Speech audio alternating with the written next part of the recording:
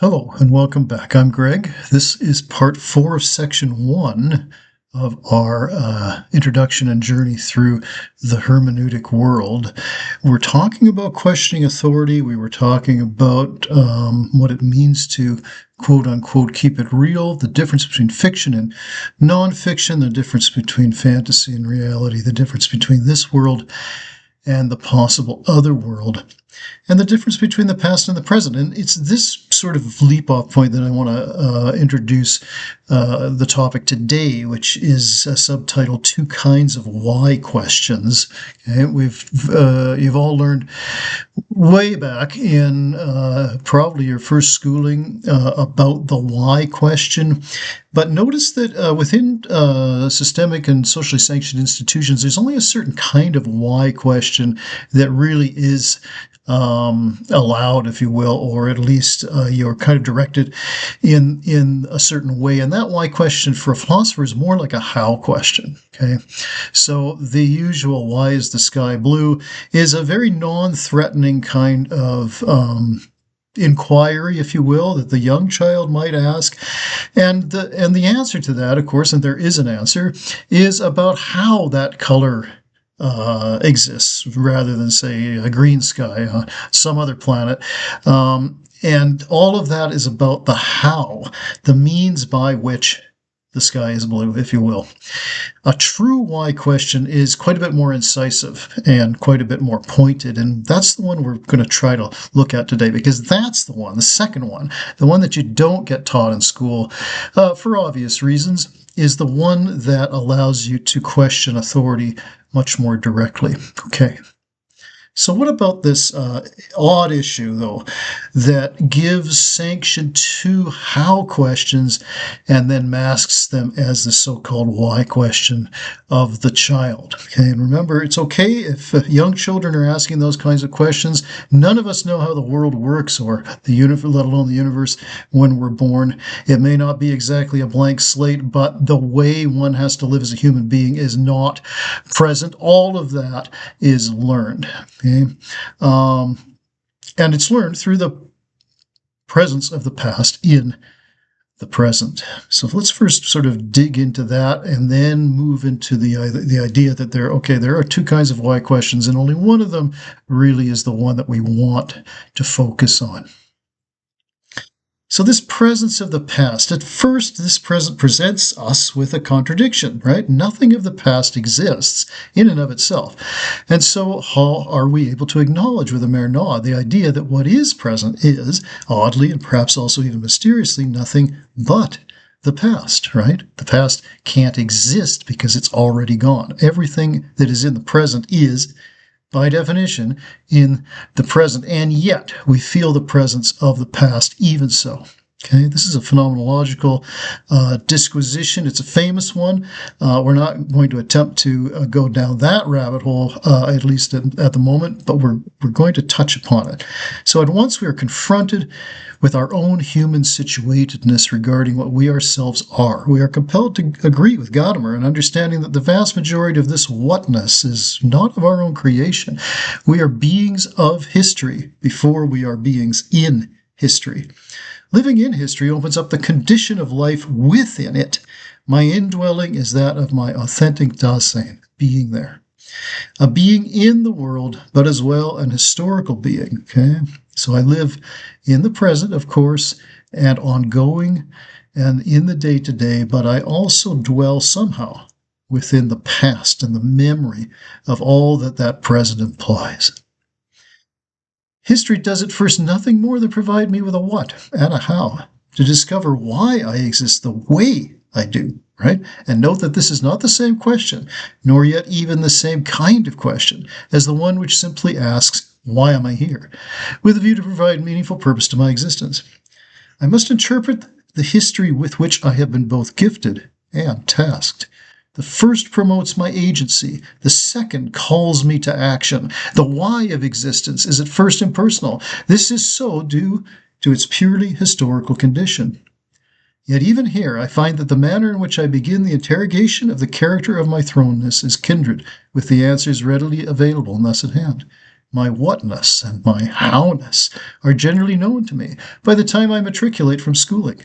The first includes the life chance variables, which were formerly known as structural, my gender, credo, ethnicity, and what have you. Alongside these, and in some kind of symbiotic relationship with them, the hows of my existence align themselves to the whats, mannerisms, behaviors, attitudes, beliefs, and the expectations of the generalized other, which take hold on sight, as it were. As soon as somebody sees me, right, they have a profile in their head of what they imagine that I am. But remember, it's the what that I am, not the who that I am, right? And we do this, especially if you're an urban dweller. We cannot but do this, right? We cannot know everyone, even as an acquaintance. It would be impossible. It would probably be an impossible life to live anyway. We wouldn't be happy with that. There would be too many obligations, too many connections, okay?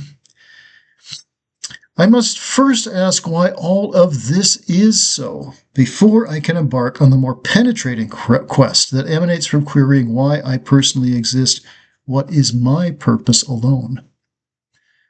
Like the medieval world as text sensibility, the template for my life, as one of many, is to be read off, and in no truly active way. I do not read anything into it, but rather must accept it more or less as whole cloth. Even here, interpretation of the most basic sort is present, and its function is to clarify and comprehend. When I ask the first kind of why question, I then begin to more fully and authentically understand my condition, along with gaining some insight into that human. The difference between comprehending and understanding is of the utmost. The first may be had through a patient study. As a child, almost all of this comes to me from experiencing the world constructed by others, and through formal memorization, such as is to be employed in institutional learning, bereft of analysis. It is no accident that phrases such as reading comprehension are present early on in this process. What I am to understand is that understanding itself is not necessary to this form of learning. There is assuredly some irony to this, but the demand pushes past this moment. Comprehending the world through history means taking it all in, a process which in turn precludes a more vigorous questioning and a more intimate dialogue. Yet, if I am in error, if and when I do gain some understanding of my condition, which would include knowing the fuller character of my parents and their families, the history of the culture into which I was born, as well as the drivers behind the politics of the present day, that this is no more than a beginning. I do not know myself through this level of understanding, only some of the reasons why my selfhood exists in the way that it does. This is the must of my life and not its needful potential. This first why question gives the demands of the world shape and form. It tells me that at once interpretation may be assigned the challenge of ferreting out how others like me have had to live, and thence perhaps give me some sense of limit, but as well avenues of liberation. And that same hermeneutic impetus can open up this constructed selfhood by risking the confrontation with tradition, one of Gadamer's favorite and famous phrases. We should not imagine that this loaded word, tradition, right, only consists of that which the Fiddler on the Roof type expounds about and exhorts to follow, right, tradition. So there's a sense that, no, this is not just a sort of demand upon us and that we're completely obligated to it and we can do nothing with it except kind of fall in line in front of it. That's why Gadamer says, no, we encounter the tradition, yes, we learn about it, but we also confront it because we are not it. Even at the end of the day, we are who we are, right? We are not what it is. And we must sort of tell ourselves this in order to kind of stand up and say, okay, this is what has been, but it doesn't necessarily need to be what is to be, okay, in my life or in the world. By definition, rather, the tradition contains both everything it needs to maintain itself and equally so all that is needed to sabotage and overturn it, right? If the past has everything that we know in it, it comes down to us. It has a presence in the present, even though it is itself present, doesn't originate in the moment. It comes to us to that moment and again each day. But just as it contains this incredible weight that says, no, you must obey, you must follow, you can't question anything, everything that has been questioned to get to this point is also contained within that same tradition. Okay, this is why it is folly to sort of say to ourselves, okay, well, I'm not going to read anything before, I don't know, if I'm gay, I'm not going to read anything before 1968, or if I'm a feminist, I'm not going to read anything before Virginia Woolf, or, if I'm a numbers are real person, anything before Frege is a waste of time, or even if I'm a modernist, as I myself consider myself to be, then I'm not going to read anything before Vico's New Science, which appeared in 1725. Okay, this is ultimate folly, and it's basically like giving yourself a self-inflicted brain surgery. Okay, so if you run into teachers, and there are many, okay, at the universities especially, who sort of have their little niche, and they have their sensibility, and they have their axe to grind, then try to remind yourself, even if you won't be able to convince them, right? I'm not suggesting that you even try to do that. Remind yourself, right, that the tradition that we're talking about philosophically begins, so far as we know, with the pre-Socratics and on down to us, and everything within that discourse, okay, has value. It has merit, and it's up to you to do that work, right, to decide where that value is for you. But we can't just sort of turn it off and say, oh, that book was written by, so-and-so, so we don't need to pay any attention to it. Okay, excuse that aside. This is why, okay, Gadamer can say that we are blinded by the present-day sense that we must become revolutionaries over against the tradition entire, failing to acknowledge that the very conception of revolution is itself an historical one that is fostered by the very thing that supposedly is in its way. This error is far-reaching and also hamstrings our ability to take that which is gifted to us by our own past in order to vouchsafe a future. Consider some of the popular riffs on this crucial mistake. Were Marx and Engels Chinese? In spite of the former's portrayal on a number of Chinese postage stamps looking a little Asiatic and olive-skinned, perhaps Marx's own Jewish background allowed the engraver this artistic license, how China does itself run is entirely Western. Though we might not label it a Western nation, nevertheless, its odd melange of capitalism and socialism is nothing Eastern. But because China is a rival, we succumb to the error that its entire thingness flies in the face of our most cherished druthers. This is nonsense, but worse, it is dangerous nonsense, for it also suggests that we have not a clue about our own political structures and their recent history. The very reason China is in the ascendant and has been able to remarkably pull itself into the vanguard of human achievement lies in its taking control of the ideas and forces which used to be only used to subjugate it. Japan similarly had begun this same process, sometimes even called westernization, decades before China followed suit. Indeed, one could suggest in turn that all of the forces of regression so fashionable in Western countries are akin to Easternization, a term which is hardly heard of, but may be more apt than we would like to imagine. As well, Russia is seen through this mistaken lens. Russia is, contrary to the Kremlin's daily rhetoric, a Western nation. We can state this because all of its politics, arts, and even clothing and foodstuffs and the like are kindred not with Asia, but rather with Europe.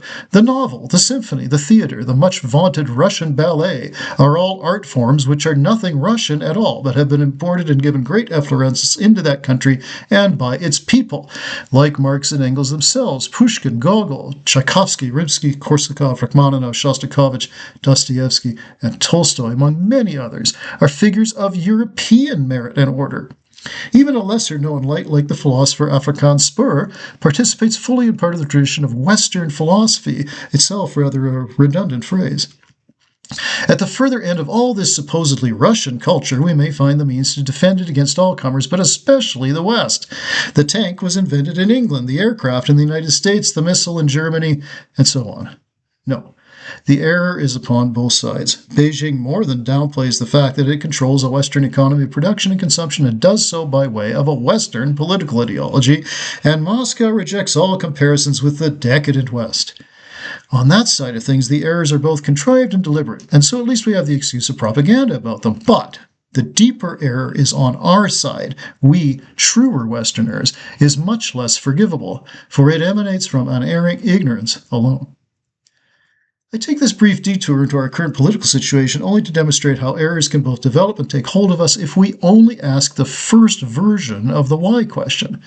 And even if we gain the knowledge necessary to debunk such errors, for it too is contained in the tradition and is, in the two cases noted just now, glaringly obvious even at a second glance of things, it still remains for us to act upon it. And this follow-through kind of action can only present itself through enabling the second why question, the one that begins to interrogate my own selfhood sense of purpose, moving my understanding from meaning to meaningfulness in the hermeneutic manner we have already had occasion to outline. If I listen to a Beethoven symphony, I hear all of the emotional elements that occur in one by Shostakovich. The sense of purpose, of urgency, of anxiousness, of heroism, for example. I encounter the rondo structure, counterpoint, harmony, melody, and theme. If Beethoven's programs are more abstract than our Shostakovich's, consider the pastoral sensibility in Beethoven 6, the heroic in 3, or the joyful in 9, as contrasted with the more specifically historical illustrations of many of these abstractions in, for example, Shostakovich 9, Mockery Against Stalinism, or 11, entitled The Year 1905, referring to the aborted revolution, which ultimately led to that of 1917, also a title of another one of Shostakovich's symphonies. Then they are nonetheless intimately linked with the forces associated with each ideal appearing either more generally or more specifically. In a word, both have used the symphonic form as a platform to express the very best qualities of the human character, often over against the very worst. We can call such creations romantic if we so choose, but there is much more going on in these works than a simple conflict between art and politics, important as this theme continues to be. We utilize a musical example ahead of time. We are going to talk about music in a later section of this same journey. But just to remind ourselves that in such interpretations, we are reading the music, right, and we're not listening to it. This is clearly an analysis of some of the meanings and purposes of the work of art, and we're not talking about the music itself here. Just as the world as text metaphor informs us of the situatedness of our thrown beings, so too do the arts, rendered again as textuality, help us to understand our common lot. When we ask ourselves, what is this work of art about? We are embarking upon a specific kind of hermeneutic endeavor. We might at first equally respond by claiming that it is about nothing at all, and tell ourselves to simply listen to it, look at it, be with it, and so on. A like example comes from the world of popular music. When Robert Plant was asked about what the lyrics for the signature song Stairway to Heaven meant, he replied quite without guile that, well, they don't mean anything. He claimed to have simply written them down as they came to him, without agenda either prior or post. Once again, the world, and specifically the human world, presents to us its norms and forms alike. It falls wholly upon us to discern first their meaning, and then make those meanings our own, through the hermeneutic tending toward meaningfulness. The author is simply another interpreter in this vein. Plant could have provided what he opined his own lyrics may have meant, but to do so would be to set up a canonical interpretation, which most artists issue, given that it tends to act against a more perduring interest in their work. Indeed, even to say his own or their is tantamount to doing something of the same sort. I have myself met only one artist who was willing, or perhaps even able, to interpret their own works, but Sarah Knowlton did so with an express intent to enter into an authentic dialogue with me, a professor of the human sciences at the time, about art in general, and her own art was a catalyst and exemplar for this wider question.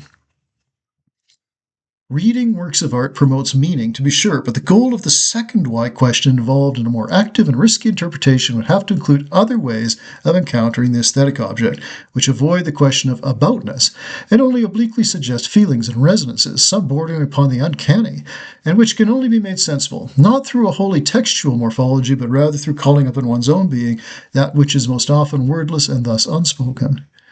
Note not that text is itself denuded of these other presences, but we find that when we engage in actual reading, we must depart the text to some extent in order to note how we have reacted to it. Poetry is easier to distance ourselves from this in this manner than is prose, and within prose itself, fiction easier than nonfiction. We have already had occasion to provide a précis regarding the Caesarean sense of how words actually work, in terms of the problem of where their meaning comes from. Let us regain this tack for a moment. Okay, we're going to do that in part 5. Before we turn to investigating how a more patently hermeneutic manner of examining meaning leads us away from that structural toward meaningfulness, both personal and cultural, at once. Okay, so think about that second why question, the one where the word why really means why. It's not a sort of rhetorical space filler for how or what is going on or how does this thing work. Okay. Why does society function the way it does? Okay, is not quite the same question as why is the sky blue, but it still is the first why question. It's the one where we encounter the tradition. Okay, but if you were to say, why does this function perdure? Who benefits from it? Why are we told that we should repeat it? That's starting to dig in to the second form of the why question, where what your goal is to sort of overturn everything that you encounter. You turn it over, just like picking up a rock on a beach.